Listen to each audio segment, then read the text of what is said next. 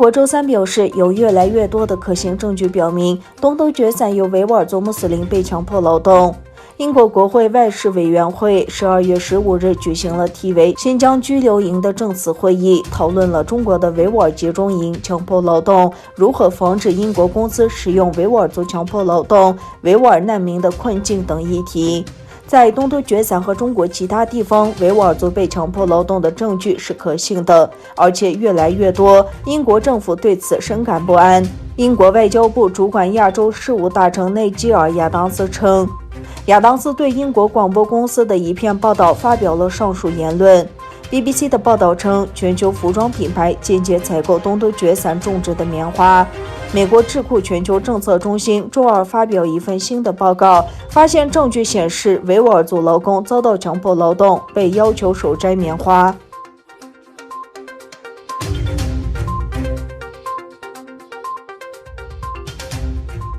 据中国媒体报道，新疆文化建设研究院于12月10日在新疆师范大学成立，其任务是提出建议并采取措施，促进东突厥散的中国文化融合项目。报告称，该研究所由5个研究中心和一个实践基地组成，着重于如何提高中华民族的意识，如何普及汉语，如何传播该地区的文化和艺术，并进行相关的研究、资讯和培训。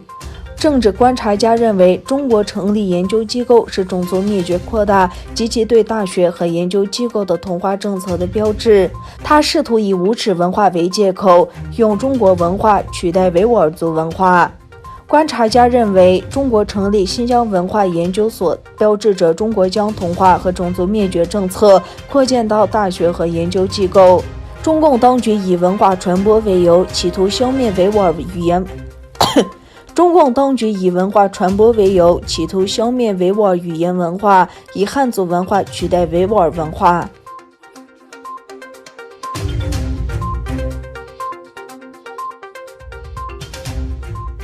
美国国务卿蓬佩奥批评中国削减维吾尔族的宗教自由。蓬佩奥在接受唤醒美国的布洛米什特的采访时，抨击中国以绝对破坏性的方式对待100万维吾尔族穆斯林，并将其同等于1930年代纳粹德国对犹太人的种族清洗。蓬佩奥说，中国处于严重毁灭性境地，他们正在以绝对破坏性的方式对待维吾尔族穆斯林，这是自1930年代德国以来我们从未见过的事情。他还提及前集中营拘留者沙乌提巴伊的说法，称中国在教营中维吾尔族穆斯林被迫在每个星期5吃猪肉。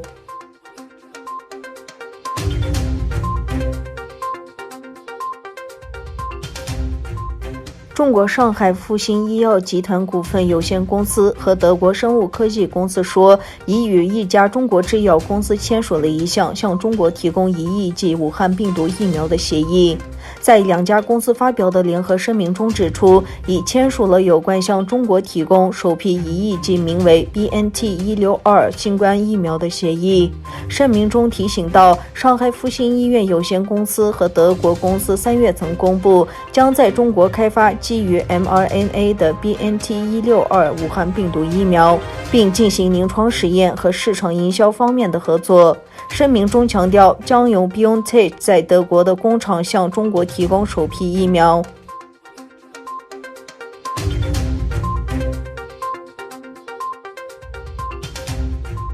欧洲议会已批准2021年至2027年的欧盟预算，总额超过1万亿欧元。在布鲁塞尔举行的欧洲议会会议上，讨论了欧盟的下一个7年预算。